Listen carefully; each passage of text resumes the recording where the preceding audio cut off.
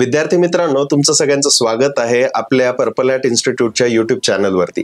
तुम्हाला तर माहिती आहे की आपल्या युट्यूब चॅनलवरती आपण भरपूर पॉडकास्ट करत असतो, पण आजचा जो पॉडकास्ट आहे हा खूप स्पेशल आहे. कारण या पॉडकास्टचा जो टॉपिक आहे, या टॉपिकचं नाव आहे 12वीच्या नंतर करायचं काय. तर याच टॉपिकच्या वरती तुम्हाला सगळ्यांना मार्गदर्शन करण्यासाठी आपल्याकडे खूप स्पेशल पाहुणे आलेले आहेत. Doctor Amol Potgantwar sir. Sir, स्वागत आहे तुमचं. धन्यवाद. डॉक्टर अमोल पोटगंटवार सर हे SITRC हे जे कॉलेज आहे नाशिक मधलं, याच्यामध्ये सर प्रिन्सिपल म्हणून कार्यरत आहेत. Sir BME and PhD in computer science आहेत आणि आज आपण त्यांना भरपूर गोष्टींवरती प्रश्न विचारणार आहोत. सो सर, पुन्हा एकदा तुमचं स्वागत आहे. थँक्यू. सर, डायरेक्ट आपण विषयावरच बोलूया. तर माझा पहिला प्रश्न हा आहे की आता 12वी जी स्टुडंटची झालेली आहे आणि त्याच्यानंतर CETचा रिझल्ट लागणार. CETचा रिझल्ट लागल्याच्या नंतर ज्या स्टुडंटला खूप चांगले पर्सेंटेजेस असतात तर ते त्यांचं करिअर निवडतात. पण भरपूर जे स्टुडंट्स असतात ज्यांना एक अराउंड 35% ते 70% याच्यामध्ये मार्क मिळतात. मग त्यावेळेस हे स्टुडंट जे आहेत हे गोंधळलेले असतात की त्यांनी नेमकं स्वतःचं करिअर कसं चूज करावं. त्याच्या बाबतीत तुम्ही काय उत्तर द्याल सर? So thank you Anup. मला पर्पल हॅट इन्स्टिट्यूटमध्ये या सर्वात महत्वाचा कळीचा जो मुद्दा आहे 12वी नंतर काय करायचं ह्या टॉपिकवर बोलण्यासाठी तुम्ही बोलावलं. पर्पल हॅट इन्स्टिट्यूटचा नेहमीच असा उपक्रम असतो की आता ते सध्याचे जे मुलांचे आणि जे पालकांचे जे सर्वात जवळचे जे विषय असतात त्याच्यावर मुलांना आणि पालकांना मार्गदर्शन करणे. तर ह्या अनुषंगाने आपण जो हा टॉपिक निवडलेला हा खरंच अभिमानास्पद आहे. आता तुम्ही जो प्रश्न विचारलेला आहे का 12वी नंतर आता काय करायचं आहे, तर सध्याचा जो आता आपला ट्रेंड आहे, आता जवळपास मे-जून महिन्यामध्ये जनरली ऍडमिशनचा फीवर असतो. तर त्यामध्ये असं आपण जनरली बघितलेलं आहे का 12वी झाल्यानंतर विद्यार्थी जेव्हा पास होतात तेव्हा त्यांचा रिझल्ट जवळपास 35% तर 99% रिझल्ट असतो. म्हणजे असे वेगवेगळ्या पद्धतीने मुलांना त्यांच्या ओव्हरऑल परफॉर्मन्सनुसार त्यांना मार्क मिळतात. तर जो आपला समाजाचा बघण्याचा जो दृष्टिकोन आहे, ज्या विद्यार्थ्यांना 35% मिळालेले आहे, 40% मिळालेले आहे, 45%, 50%, यांच्याकडे जो समाजाचा बघण्याचा दृष्टिकोन असतो आणि त्यांना ज्या पद्धतीने क्रिटिसाइज केलं जातात का आता तुम्हाला दुकानात जाऊन काहीतरी काम करायचं आहे, भांडे घासायचे, अशा पद्धतीने जे बोलले जातात, तर हे जे आहेत मुलांचं मनोधैर्य कमी करण्याचा एक जो आपल्या समाजामध्ये जे चालतात गोष्टी, तर त्यामुळे आपल्याला सर्वांकडे सर्वसमावेशक दृष्टीने विचार करणं खूप गरजेचं आहे. आजच्या जगात जर आत्ताच्या याला जर आपण विचार करायचा झाला तर फक्त 75%, 80%, 90% विद्यार्थी मिळाले तेच त्यांच्या आयुष्यामध्ये पुढे सक्सेस होतात का? तर ह्या प्रश्नाचं उत्तर सरळ बोलायचं झालं तर नाही. तर 35% किंवा 35 ते 50% पर्यंत ज्या विद्यार्थ्यांना मार्क मिळालेले तर त्यांच्यासाठी पण आपल्या शैक्षणिक संस्थेमध्ये वेगवेगळ्या प्रकारच्या खूप चांगल्या अपॉर्च्युनिटी अवेलेबल असतात. तो मग सायन्समध्ये असू द्या, आर्ट्समध्ये असू द्या किंवा कॉमर्समध्ये असू द्या. तर त्याच्यामुळे त्यांना पण असा आता घाबरून जाण्याचा काही प्रश्न नाही आहे. सर्वात महत्वाचा जर मुद्दा जर इथं मांडायचा झाला तर आपण जनरली हा विचार करतो का 12वी पर्यंतचे हे शिक्षण असते, म्हणजे त्याला आपण शिक्षण असं म्हटलं जाते. म्हणजे पहिल्या वर्गापासून तर 12वी पर्यंत जे मिळतात त्याला म्हणतो आपण शिक्षण. परंतु 12वी नंतर जे काही आपण शिक्षण घेतो ते व्यावहारिक शिक्षण असते. त्याच्यामध्ये आपल्या आयुष्याचा पाया मजबूत केला जातो. तर तिथे ज्या पद्धतीने आपण आपलं पुढचं भवितव्य घडवण्यासाठी जे काही शैक्षणिक पायाभूत सुविधा निवडतो, तर तिथे जर आपण चांगल्या पद्धतीने जर ऑप्शन निवडले तर आपलं पुढचं आयुष्य खूप सुखकर आणि खूप चांगल्या पद्धतीने डेव्हलप होऊ शकते. त्यामुळे आज गव्हर्नमेंट ऑफ इंडिया किंवा गव्हर्नमेंट ऑफ महाराष्ट्राने ज्या काही इलिजिबिलिटी क्रायटेरिया ठरवलेले आहेत, म्हणजे 35% असलेला विद्यार्थी पण इलिजिबल असतो ऍडमिशन घेण्यासाठी, तर त्याच्यामध्ये सर्वसमावेशक विचार करण्यात आलेला आहे. तर विद्यार्थ्यांच्या ओव्हरऑल डेव्हलपमेंट जो होतो, बौद्धिक डेव्हलपमेंट जे होते ते जवळपास 22 वर्षापर्यंत त्यांची डेव्हलपमेंट होते. त्यामध्ये कधी ते फेल्युअर होतात तर कधी ते सक्सेस होतात. तर त्यामुळे ह्या सर्व दृष्टीने विचार करून मुलगा कुठल्याही 35% वाला जरी असेल तरी तो पण इलिजिबल असतो, 75% वाला विद्यार्थी असेल तो पण इलिजिबल असतो. परंतु ज्या विद्यार्थ्यांना चांगले मार्क मिळालेले त्यांना अपॉर्च्युनिटीचे जे काही प्रकार असतो तो खूप वेगळा असतो. त्यामुळे कुठल्याही विद्यार्थ्यांनी आता त्यांचं मनोधैर्य खचून न जाता पुढे आपल्याला कुठल्या चांगल्या अपॉर्च्युनिटी अवेलेबल आहेत त्याचा चांगला अभ्यास करणे आणि पुढे आपलं करिअर निवडताना पुढे जाऊन आपल्याला कशा पद्धतीने चांगलं शैक्षणिक प्लॅटफॉर्म जे आहेत अवेलेबल आपल्याकडे, शैक्षणिक फाउंडेशन जे अवेलेबल आहे त्याचा चांगला वापर करून पुढे शैक्षणिक संस्थेमध्ये प्रवेश घेणे हा त्याच्यातला खरा मुद्दा आहे. परफेक्ट. सर आता एक म्हणजे इवन तो हा जो क्वेश्चन आहे हा खूप इम्पॉर्टंट क्वेश्चन आणि you are the right person for that question, की आपलं 12वीच्या नंतर सीईटीची एक्झाम देतात मुलं, JEE ची एक्झाम देतात आणि याच्यानंतर भरपूर स्टुडंट जे असतात यांना आहे ना इंजिनिअरिंग, जो मी इंजिनिअरिंग करू का नको करू हा एक संभ्रम असतो. आता तुम्ही स्वतः प्रिन्सिपल आहात म्हणून तुम्ही योग्य आहात हा प्रश्न विचारण्यासाठी, की एखाद्या व्यक्तीने इंजिनिअरिंग का निवडावं 12वीच्या नंतर. आता आज जर आपण भारताचा जर विचार केला तर भारत हा एक जनरली ऍग्रिकल्चर सेक्टर आणि सर्व्हिस सेक्टरवर जनरली आपलं सर्व GDP किंवा इकॉनॉमी पूर्ण डिपेंड आहे. अजूनपर्यंत आपण टर्टरी सेक्टरला किंवा मॅन्युफॅक्चरिंग सेक्टरला अजूनपर्यंत ज्या पद्धतीने पाहिजे त्या पद्धतीने आपण आपली प्रगती केलेली नाही आहे. आणि आताच्या सध्याच्या ज्या काही पॉलिसीज आपण जर बघत असेल तर त्याच्यामध्ये आपण डेव्हलपिंग कंट्री करून डेव्हलप कंट्रीकडे जाण्याचा जर एक मार्गस्थ आपण करण्याचा प्रयत्न करत आहोत, तर तिथे जर आपल्याला जर जायचं असेल तर मॅन्युफॅक्चरिंग सेक्टरकडे आपला फोकस असणं गरजेचं आहे. आता कुठल्याही इंडस्ट्रीमध्ये जर आपल्याला जर डेव्हलप व्हायचं असेल तर स्किल मॅनपॉवर जर असेल तरच आपण पुढे जाऊ शकतो. तर त्यामुळे आजच्या डेटला आपल्याला किंवा एआयसीटीने पण भरपूर कॉलेजेसला ज्या पद्धतीचं इंटेक दिलेलं आहे किंवा विद्यार्थ्यांना प्रवेश क्षमता ज्या पद्धतीने वाढवलेली आहे त्याचा त्यांनी एक प्रॉपर व्यवस्थित पद्धतीने अभ्यास करून जे लागणारी स्किल मॅनपॉवर आहेत इंजिनिअरिंगमध्ये त्या अनुषंगानेच त्यांनी ते सर्व पद्धतीने इंटेक वाढवलेला आहे. तर स्किल मॅनपॉवरची गरज आहे, मॅनपॉवरची गरज नाही आहे परंतु स्किल मॅनपॉवरची गरज आहे. तर त्यामुळे इंजिनिअरिंग एज्युकेशन हे एक अशा प्रकारचं एज्युकेशन आहे का जिथे आपल्याला वेगवेगळ्या स्किलचं चांगल्या पद्धतीने नॉलेज दिल्या जाऊ शकते. त्यामुळे इंजिनिअरिंगला ऍडमिशन घेणे हे कधीही आपण जर विचार केला तर त्याला वेलकमिंगच राहणार आहे. परंतु त्याच्यासाठी आपल्याला स्किल कशी देता येऊ शकते त्या डायरेक्शननी आणि आजचा विचार न करता जनरली विद्यार्थी ऍडमिशन घेताना आजच्या कुठल्या ब्रांचला जास्त डिमांड आहे हा विचार करतो. परंतु विद्यार्थ्यांनी आणि पालकांनी हा विचार करणं गरजेचं आहे का विद्यार्थी हा 4 वर्षानंतर इंजिनिअरिंग करणार आहे, बाहेर निघणार आहे, तर पुढच्या 4-5 वर्षानंतर तर 20 वर्षापर्यंत कुठल्या ब्रांचला किंवा कुठल्या एरियामध्ये जास्तीत जास्त प्लेसमेंट ऑपॉर्च्युनिटी राहू शकते किंवा स्वयंरोजगाराच्या संधी उपलब्ध होऊ शकतात. त्यामुळे इंजिनिअरिंगला हा स्कोप राहणारच आहेच. त्यामुळे इंजिनिअरिंग करण्यासाठी भरपूर विद्यार्थ्यांनी पुढे यायला पाहिजे, जे आपण आपल्या भारताच्या ओव्हरऑल डेव्हलपमेंटसाठी पण आपण त्यामध्ये कॉन्ट्रीब्युट करू शकतो. आणि आपण जे मॅन्युफॅक्चरिंग सेक्टरमध्ये आता जे सध्या थोडं मागे आहोत, आपण ऑलरेडी तिथे काम करायला सुरुवात केलेली आहे. मॅन्युफॅक्चरिंग सेक्टर आपला अजून खूप डेव्हलपिंग स्टेजमध्ये चाललेला आहे, तर त्याच्यात आपला चांगला हातभार पण लागू शकतो. याच तुमच्या आन्सरवर एक नेक्स्ट क्वेश्चन मला आता विचारायचं आहे, की समजा आता अशी कल्पना करूया की एखादा जो स्टुडंट आहे या स्टुडंटनी इंजिनिअरिंग मध्ये मला ऍडमिशन घ्यायचे असं त्यांनी ठरवलं, तर सध्या इंजिनिअरिंगच्या कुठल्या कुठल्या ब्रांचेस अवेलेबल आहेत आणि सध्या ट्रेंड काय चालू आहे इंजिनिअरिंग मध्ये ऍडमिशन घेण्याचं? तसं जर बघितलं तर इंजिनिअरिंगच्या ज्या ब्रांचेस आत्ताच्या डेटला अवेलेबल आहेत, तर महाराष्ट्रामध्ये जवळपास 70 ब्रांचेस अवेलेबल आहेत आपल्याकडे. 70 ब्रांचेस अवेलेबल आहेत. आता आपण जर विचार केला तर इंजिनिअरिंगला जाताना जनरली 12वी सायन्सचा विद्यार्थी हा इलिजिबल असतो किंवा फिजिक्स केमिस्ट्री मॅथ घेतलेला जो विद्यार्थी असतो तो इंजिनिअरिंगला ऍडमिशन घेण्यासाठी इलिजिबल असतो. त्यामध्ये मग कम्प्युटर इंजिनिअरिंग आहे, IT आहेत, AIML आहे, AIDS आहे, IoT आहेत, मेकॅनिकल आहे, अशा वेगवेगळ्या प्रकारच्या ब्रांचेस आता म्हणजे सॉफ्ट ब्रांचेस आणि कोर ब्रांचेस मध्ये आपण त्याला डिवाइड करू शकतो. अशा 70 प्रकारच्या ब्रांचेस अवेलेबल आहेत. परंतु ज्या विद्यार्थी आणि पालक जेव्हा विचार करतो तर त्यांच्या नजरेसमोर 5-7 ब्रांचेसच अवेलेबल असतात त्यांच्या नजरेसमोर.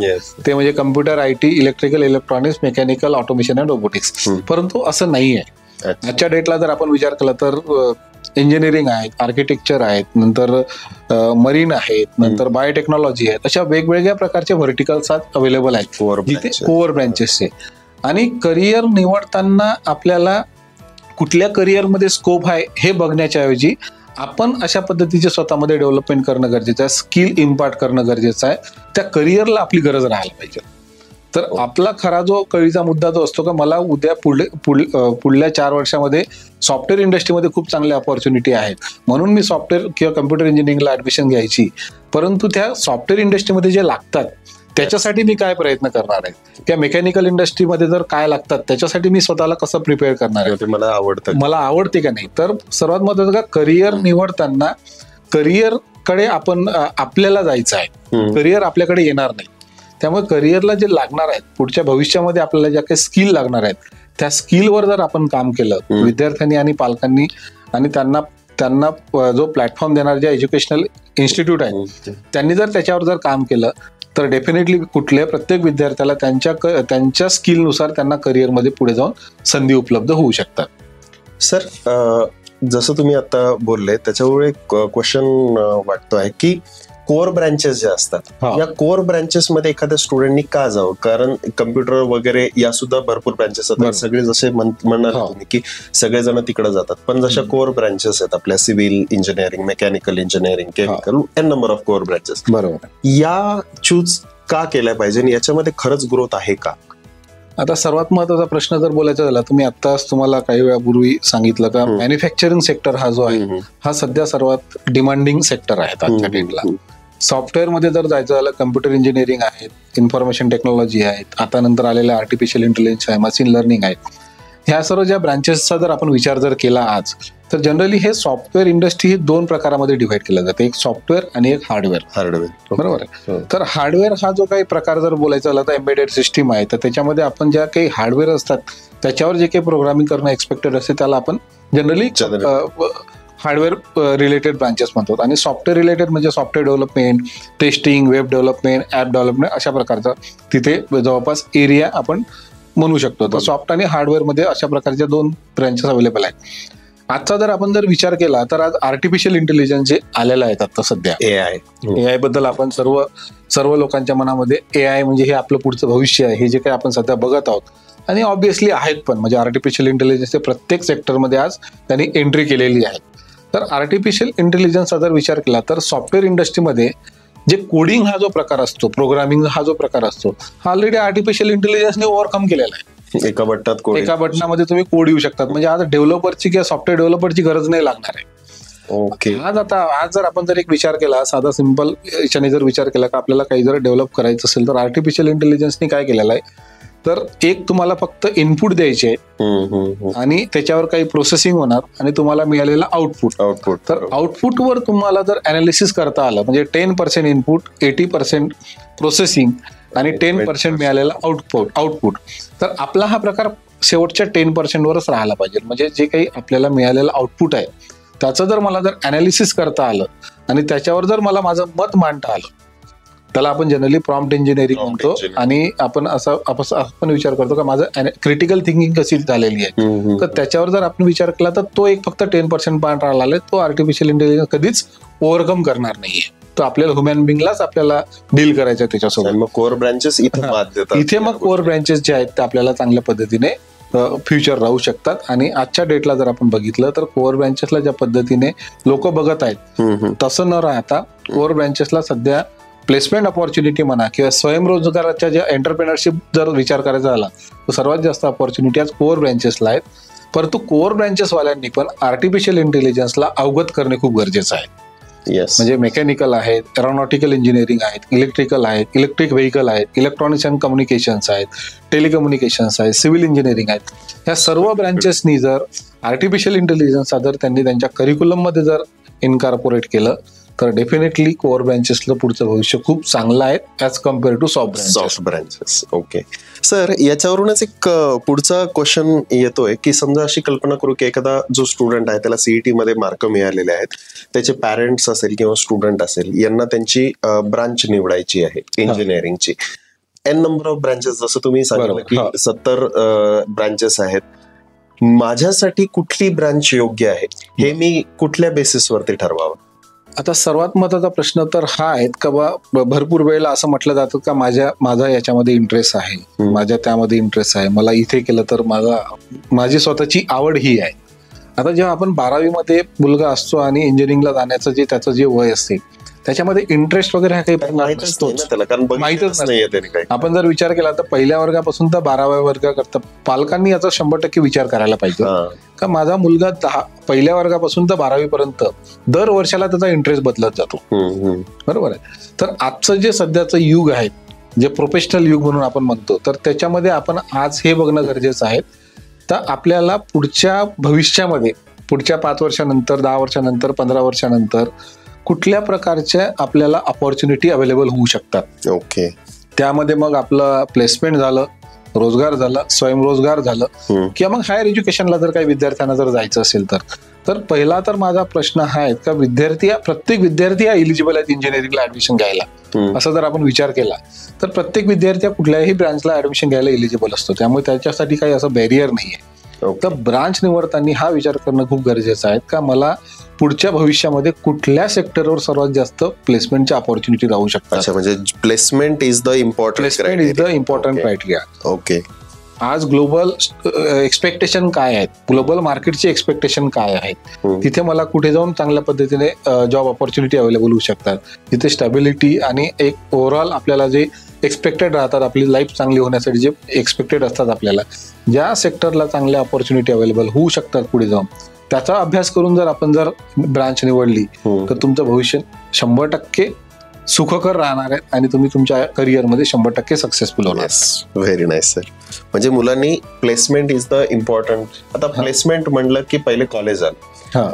इंजिनिअरिंगचं एखादं कॉलेज कारण भरपूर नंबर ऑफ कॉलेजेस जसं जे वेगवेगळे शहर आहे, एका शहरामध्ये भरपूर कॉलेजेस असतात, एका स्टुडंटचा नंबर भरपूर ठिकाणी लागू शकतो. तर पालकांनी किंवा एखाद्या स्टुडंटनी कुठलंही चांगलं इंजिनिअरिंग कॉलेज चूज करणं किंवा माझ्या मुलाला किंवा एखाद्या स्टुडंटला मी स्वतः या इंजिनिअरिंग कॉलेजमध्ये जायला पाहिजे, याच्यासाठी काय क्रायटेरिया ठेवला पाहिजे किंवा इंजिनिअरिंग कॉलेज चांगलं निवडायचं कसं? सर्वात महत्वाचं तर काय आहे, आता आज आपण पुणे युनिव्हर्सिटीचा जर विचार केला, जवळपास 135 इंजिनिअरिंग कॉलेजेस आहेत पुणे युनिव्हर्सिटीमध्ये. पुणे युनिव्हर्सिटीचा जर विचार केला आपण तर 135 इंजिनिअरिंग कॉलेजेसला सिलेबस जो असतो, जे शिकवल्या जातात टीचिंग लर्निंग मध्ये, तो सर्वांना सारखाच आहे. जर आपण ऑटोनॉमस कॉलेजेस सोडले तर आपण जे करिक्युलम हा सारखाच असतो. सर्वात महत्वाचं काय, विद्यार्थी आणि पालक जे विचार करतात का कॉलेज निवडताना आपण काय विचार करायला पाहिजे, तर करिक्युलम असणे हा एक खूप छोटा पार्ट झाला कुठल्याही कॉलेजचा. मग तो ऑटोनॉमस मध्ये कॉलेजेस स्वतः त्यांचं आणि युनिव्हर्सिटीमध्ये ऍफिलिएटेड कॉलेजला ते त्यांचे युनिव्हर्सिटी करिक्युलम देतो. करिक्युलम प्रिपेअर करणे ही एक प्रकारची प्रोसेस झाली. आपण हार्वर्ड युनिव्हर्सिटीज आपण करिक्युलम आणून दाखवू शकतो, परंतु तो जो डिलिव्हर करण्याची जी पद्धत असते, अकॅडमिक डिलिव्हरी जी असते त्या पर्टिक्युलर कॉलेजमध्ये, ते कशा पद्धतीने दिल्या जातात. ज्या कॉलेजमध्ये जर आपण फक्त लेक्चर प्रॅक्टिकल हा एक प्रकार सर्वात महत्वाचा असताना सुद्धा आज प्रॅक्टिकल ओरिएंटेड अप्रोच किती दिला जातो मुलांना, व्हॅल्यू ऍडिशन प्रोग्रामवर काही भर दिला जातो का नाही, स्किल मॉड्यूल दिले जातात का नाही, जे इंटरनॅशनल लेवलचे सर्टिफिकेशन्स आज अवेलेबल आहेत तिथे मुलांना प्लॅटफॉर्म दिले जातात का नाही, प्लेसमेंट अपॉर्च्युनिटी प्रोव्हाइड केल्यानंतर प्लेसमेंट किती विद्यार्थ्यांना मिळतात, हा जो काही पार्ट आहे त्याच्यामध्ये मुलांची स्किल किती डेव्हलप झालेली आहे, मुलांची ओव्हरऑल सॉफ्ट स्किल आणि टेक्निकल स्किल हे जे काही 2 स्किल आहेत याला इम्प्रूव्ह करण्यासाठी कॉलेज किती प्रमाणात प्रयत्न करतो आणि प्लॅटफॉर्म देतात मुलांना. ह्या गोष्टीचा जर विचार केला तर मला असं वाटतं की कॉलेज निवडताना विद्यार्थ्याला आणि पालकाला कुठे अडचण येणार नाही. तर त्यामुळे कॉलेज निवडताना जनरली आता आपण भरपूर बोलतो आपण का हे कॉलेज NBA ॲक्रिडेटेड आहे, NAAC ॲक्रिडेटेड आहे, ऑटोनॉमस इन्स्टिट्यूट आहे.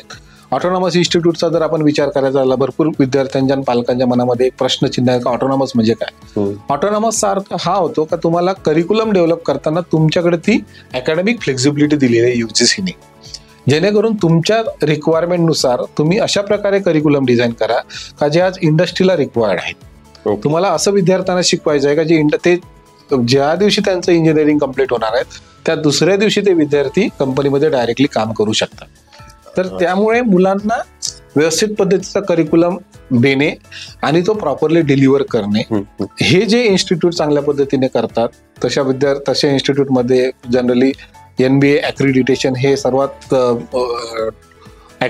मोठं ॲक्रिडिटेशन एजन्सी आहे AICTE, ज्याच्यामध्ये quality of teaching learning process, quality of faculty member, infrastructures आणि त्यातून ह्या सर्व गोष्टीतून मुलांना मिळालेल्या चांगल्या ऑपॉर्च्युनिटी आणि किती मुलं त्यामध्ये चांगल्या पद्धतीने त्यांचं करिअर घडवलेलं आहे त्यांनी, ह्या सर्व गोष्टींचा विचार करून त्यांना मानांकन दिल्या जातात. त्यामुळे NBA ॲक्रिडेटेड प्रोग्राम जर असेल तर आपण असं म्हणू शकतो का त्या कॉलेजमध्ये अकॅडमिक डिलिव्हरी चांगली आहे आणि मुलांच्या दृष्टीने त्यांच्या करिअरच्या दृष्टीने चांगल्या प्रकारच्या ॲक्टिव्हिटी घेतात त्यामुळे मुलांचं स्किल डेव्हलप होतात. Okay okay. म्हणजे नॅक एखाद्या कॉलेजला जर समजा नॅक आणि NBA जर अक्रिडेशन मिळालेलं असेल तर याचा अर्थ तिथं जी गुणवत्ता राखल्या जाते ती खूप चांगली राखल्या जाते असं आपण म्हणू शकतो. परंतु अक्रिडिटेशन झालं म्हणून ते सर्व चांगलंच आहे असंही आपण म्हणू शकत नाही, कारण ते कंटिन्युअस इम्प्रुव्हमेंट प्रोसेस आहे. आज एखाद्या कॉलेजला अक्रिडिटेशन मिळालेलं आहे, त्यांनी जर ते कंटिन्युअसली जर त्याला जर मेंटेन नाही केलं तर ते, कारण ही रेग्युलर रुटीन ऍक्टिव्हिटीज आहेत ज्यामध्ये मुलांना रेग्युलर रुटीन मध्ये तुम्हाला वेगवेगळ्या स्किल इम्पार्ट करणं गरजेचं आहे. त्यामुळे ज्या कॉलेजेसला अक्रिडिटेशन मिळालेलं आहे त्यातल्या त्यात त्यांच्याकडे कशा प्रकारचे फॅसिलिटी अवेलेबल आहे, लॅब फॅसिलिटी अवेलेबल आहेत का नाहीत. सर्वात महत्वाचं तर माझं असं मत राहील, वैयक्तिक मत असं आहे का विद्यार्थ्यांना अपार्ट फ्रॉम अकॅडमिक करिक्युलम मुलांना व्हॅल्युएशन प्रोग्राम दिले जातात का नाही, इंडस्ट्रीच्या व्हॅल्युएशन प्रोग्राम, स्किल मॉड्यूल आणि सर्टिफिकेशन याच्यावर जर भर दिला गेला. क्वालिटी ऑफ असाइनमेंट्स हा सर्वात महत्वाचा इम्पॉर्टंट कन्सर्न आहे. का भरपूर वेळा आपण असाइनमेंट देतो, आज एखाद्या विद्यार्थ्याला मी 10 असाइनमेंट दिलो तर ChatGPT वर टाईप करतो ते प्रिंट करून लावून देतो, त्याला ते 10 पैकी 10 मार्क दिले जातात. तसं जर होत असेल तर मुलांची डेव्हलपमेंट तिथं खुंटल्या जाते. त्याच्यामुळे क्वालिटी ऑफ असाइनमेंट हा सर्वात महत्वाचा प्रश्न आहे. रेग्युलर असाइनमेंट मुलांना द्यायला दिल्या गेले पाहिजे. मुलांना वेगवेगळ्या कॉम्पिटेटिव्ह एक्झाम बद्दल अवेअरनेस क्रिएट केला गेला पाहिजे. क्वालिटी ऑफ अकॅडमिक प्रोजेक्ट खूप चांगले राहायला पाहिजे. तर ह्या सर्व जर आता पॅरेंट्स आणि विद्यार्थी जर एवढे सिरियस आणि सिन्सिअर आहेत तर मग त्यांनी या सर्व गोष्टींचा विचार करायला पाहिजे. कॉलेजला जाऊन व्हर्च्युअलवर वेबसाईटवर जे काही दिसतात, ज्या काही ऍडव्हर्टाइजमेंट येतात त्याच्यावर विश्वास न ठेवता स्वतः पर्सनली कॉलेजला जाऊन जर व्हिजिट केलं, तिथल्या जे काही हेड ऑफ द डिपार्टमेंट असतात, काही फॅकल्टी मेंबर असतात, त्या सर्वांशी विद्यार्थ्यांनी पॅरेंट्सनी बोलायला पाहिजे. त्यांनी तर त्यांच्या ज्या काही क्वेरी आहेत त्यांना जे काही वाटतात त्याच्याबद्दल जर त्यांनी जर प्रश्न विचारले आणि त्यांना जर ते समाधानकारक उत्तर मिळाले तर त्यांनी ते कॉलेज सिलेक्ट करायला पाहिजे. आणि सर आपल्या आता खूप एकदम म्हणजे जबरदस्त आपला पॉडकास्ट चालू आहे. आता एक शेवटचा क्वेश्चन विचारतो तुम्हाला. एखादा जो स्टुडंट आहे हा यांनी आताच नुकती CET दिलेली आहे आणि त्याच्यासमोर आता जशी तुम्ही सांगितले की एवढे सगळे ब्रांचेस आहेत, या ब्रांचेस मधले एवढे सगळे कॉलेजेस आहेत, एवढ्या सगळ्या कॉलेजेस मधले भरपूर कॉलेजेस आहेत ज्यांना अक्रिडेशन पण मिळालेलं आहे, भरपूर त्याच्यासमोर ऑप्शन्स अवेलेबल आहे. सो साहजिकच आहे तो एक स्टुडंट गोंधळलेल्या अवस्थेत असेल. तर एखादा जर स्टुडंट गोंधळलेल्या अवस्थेत असेल तर तुम्ही त्याच्यासाठी काय सल्ला द्याल सर? गोंधळलेल्या अवस्थेत राहण्याचं कारण, सर्वात महत्वाचं कारण म्हणजे त्याच्यासोबत जे असलेलं जे त्याचं सर्कल आहे आणि त्याला जे वेगवेगळ्या प्रकारचे जे त्याला त्याचे रिलेटिव्ह झाले, त्याचे फ्रेंड झाले, त्याला जे वेगवेगळ्या प्रकारचे प्रेशर किंवा क्वेश्चन विचारतात आणि त्याला जे करायला भाग पाडतात, तुला हे करायचं आहे, हे केल्याने तुझं चांगलं होईल, तुला इंजिनिअरिंग केलं, मेडिकल केलं तर तुझं आयुष्य खूप चांगलं आहे. परंतु त्याला पण एक आजच्या डेटला आपण जर आज विचार केला तर 5व्या वर्गापासून तर विद्यार्थी हा मोबाईल सेव्ही झालेला आहे. म्हणजे त्याला इंटरनेटचा चांगला वापर करता येतो, त्याला मोबाईल किंवा ज्या काही गोष्टी त्याला लागतात तो इझिली तो त्याची इन्फॉर्मेशन चांगल्या पद्धतीने घेऊ शकतो. माझं असं प्रत्येक पालकांना असं एक विनंती आहे का मुलांना त्यांना त्यांचा अभ्यास करू द्या सुरुवातीला, का त्याला काय करायचं आहे. खरंय. आज भरपूर काही टेस्ट पण अवेलेबल आहेत ऑनलाईन. जर बघितलं तर आपण का तुम्हाला करिअर करायचं झालं तर तिथं वेगवेगळ्या प्रकारचे प्रश्न विचारले जातात. आपण प्रश्नांची उत्तर द्यायचे, त्याच्यावरून तुम्ही काय करायला, पर्सनॅलिटी टेस्ट असं म्हणतात, ते पण तुम्ही कराल. कारण काय आजच्या डेटला आपल्याला लाईफ स्किलच्या दृष्टीने पण बघणं खूप गरजेचं आहे मुलांना. म्हणजे तुम्हाला कुठलंही एज्युकेशन घेताना लाईफ स्किल हा पण एक सर्वात महत्वाचा पॉइंट आहेत का ज्याच्याने तुमची आवड निवड हा एक पॉइंट झाला, पण त्या व्यतिरिक्त पुढे जाऊन आपल्याला काय काय स्वतःमध्ये डेव्हलपमेंट करणं गरजेचं आहे. एज्युकेशन सोबत आपल्याला लाईफ स्किलला पण महत्व देणं गरजेचं आहे. नवीन एज्युकेशन पॉलिसी मध्ये पण ह्या गोष्टी म्हटलेल्याच आहेत त्यांनी, का तुम्हाला विद्यार्थ्यांचं लाईफ स्किल डेव्हलप करण्यासाठी आपण काय काय ऍक्टिव्हिटी काय काय करायला पाहिजे. त्यामुळे विद्यार्थ्यांनी त्यांचं स्वतःचं पहिले अनालिसिस करायला पाहिजे. त्यानंतर माझा हा मित्र कम्प्युटर इंजिनिअरिंगला जात आहे म्हणून मला कम्प्युटर इंजिनिअरिंगला जायचं आहे, हा जो काही सध्या म्हणजे सर्व जनरली हा सरसकट चाललेला जो एक ट्रेंड आहे तो कुठेतरी थांबायला पाहिजे. माझे स्वतःचे विचार मला स्वतःला मांडता आले पाहिजे, मला स्वतःला कुठेतरी बोलता आलं पाहिजे का माझं असं मत आहे, मला असं वाटतं की मला इथं जायला पाहिजे. नाहीतर हा आर्टिफिशियल इंटेलिजन्सला चालला म्हणून मी पण आर्टिफिशियल इंटेलिजन्सला चाललो, किंवा हा मेकॅनिकलला चालला म्हणून मला मेकॅनिकलला जायचं आहे. हे जोपर्यंत आपण थांबवणार नाही, तुम्ही सेल्फ डिसिजन मेकिंग जर व्हायचं असेल तुम्हाला तर तुम्हाला स्वतःला विचार करायला सुरुवात करावं लागेल. विचार करता करता तुमचे मत मांडायला तुम्हाला सुरुवात करावं लागेल. आणि तुम्हाला जे वाटतात, जे रिलेव्हंट लोक आहेत त्या पर्टिक्युलर फील्ड मधले, त्यांच्याशी तुम्ही इंटरॅक्शन करा. कुठल्याही लोकांना जे रिलेव्हंट लोक आहेत त्यांच्याशी तुम्ही इंटरॅक्शन करा, जे तुम्हाला जेन्युइनली सल्ला देणार आहे. त्याच्यामध्ये त्यांचा स्वतःचा कुठला प्रकारचा स्वार्थ नाही राहणार आहे. कारण आजच्या डेटला आपण मार्केटमध्ये जर बघितलं तर मार्केटिंग हे जे काही सध्याचं फील्ड आहे ते मुलांना किंवा सर्वांनाच कन्फ्युज करणार आहे. परंतु हे विद्यार्थ्याचं करिअर आहे, हे त्याचं आयुष्य ठरवणार आहे पुढचं काय राहणार आहे. त्यामुळे मुलांनी स्वतःहून जागृत राहणं गरजेचं आहे. त्यांनी आज कुठल्या कुठल्या ऑपॉर्च्युनिटी अवेलेबल आहेत, ह्या ऑपॉर्च्युनिटी पुढच्या 5 वर्षामध्ये अशाच राहणार आहेत का अजून दुसऱ्या कुठल्या ऑपॉर्च्युनिटी येणार आहेत, याच्यावर विचार करणं गरजेचं आहे. आणि सर्वात महत्वाचं म्हणजे त्याच्यानंतर त्यांनी त्याच्यावर स्वतःचं मत तयार करून त्या मतांवर कुठेतरी इंटरॅक्शन होणं खूप गरजेचं आहे. 1-to-1 इंटरॅक्शन होणं खूप गरजेचं आहे.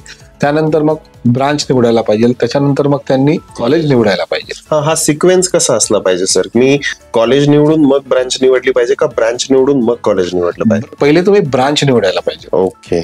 आणि त्याच्यानंतर मग ती ब्रांच कुठल्या कॉलेजमध्ये चांगली आहे ते निवडायला पाहिजे. मग ते ऍक्रिडेशन झालं, तिथले अवेलेबल फॅकल्टी मेंबर्स झाले, कशा प्रकारचे फॅकल्टी मेंबर आहेत, वेल इक्विप लॅबोरेटरीज अवेलेबल आहेत का नाही, तर फक्त दिसतात आपल्याला फक्त लॅब पण त्या ऑपरेटिव्ह आहेत का नाही, असे भरपूर पॅरामीटर असतात. आणि तिथं अकॅडमिक एन्व्हायरमेंट कसं आहे त्या कॉलेजचं, फिजिकली जाऊन फिजिकल अकॅडमिक एन्व्हायरमेंट हा खूप महत्वाचा कळीचा मुद्दा आहे. अकॅडमिक एन्व्हायरमेंट हा सध्या आपण जर बघित गेलं तर मुलांचं अटेन्शन पिरियड हा खूप कमी झालेला आहे. त्याच्यामुळे त्या अटेन्शन पिरियडला मुलांना सोबत घेऊन चालण्यासाठी जास्तीत जास्त आता भरपूर ऑटोनॉमस कॉलेजेस आलेले आहेत, तर त्यांनी पॅटर्न कसा ठेवलेला आहे. आता आजच्या डेटला जर विचार केला तर जे प्रॅक्टिकल आणि थेअरी हे जे काही 2 कंपोनंट असतात, त्याच्यामध्ये प्रॅक्टिकल अप्रोच जर जास्त असेल तर डेफिनेटली तिथे मुलांची चांगली ग्रोथ होईल. थेरॉटिकल अप्रोच राहिलाच पाहिजे, पण तो प्रॅक्टिकल अप्रोच सोबत प्रॅक्टिकल अप्रोचला जास्त वेटेज राहिला पाहिजे, थेरॉटिकल अप्रोचला थोडा मॉडरेट राहायला पाहिजे. तर अशा प्रकारची जे काही अप्रोचेस रेग्युलर रुटीन मध्ये जे काही पेडागॉगी चेंज करतात, अकॅडमिक फ्लेक्झिबिलिटी आणतात, अशा कॉलेजमध्ये जर आपल्याला जर ऍडमिशन घेता आलं तर डेफिनेटली त्यांचं करिअर पुढचं चांगलं राहील. एक्सलंट. सो हा मी जसं तुम्हाला म्हणाले होतो की या पॉडकास्टमध्ये 12वीच्या नंतर काय हा आपण पॉइंट जो आहे तो डिस्कस करणार आहोत. आणि डॉक्टर अमोल सरांनी आपल्याला भरपूर जे असे मुद्दे आहेत की एखाद्या स्टुडंटनी काय केलं पाहिजे, गोंधळलेल्या अवस्थेत एक्झॅक्टली त्यांनी एखादं कॉलेज चूज कसं करावं किंवा एखादी ब्रांच कशी चूज करावी हे आपल्याला एकदम सोप्या भाषेमध्ये सांगितलेलं आहे. सो थँक्यू सर की तुम्ही इथं आलात आणि आम्हाला खूप इम्पॉर्टंट इन्फॉर्मेशन दिली, जे आपले जे व्ह्युअर्स आहेत या व्ह्युअर्सला नक्कीच आवडेल. तुम्हाला जर हा व्हिडिओ आवडलेला असेल तर नक्की या व्हिडिओला लाईक करा, तुमचे जे मित्र आहेत या मित्रांना शेअर करा, कमेंट करा आणि हे जे पर्पल हॅट जे चॅनल आहे आपलं या चॅनलला सबस्क्राईब करा. Okay, thank you.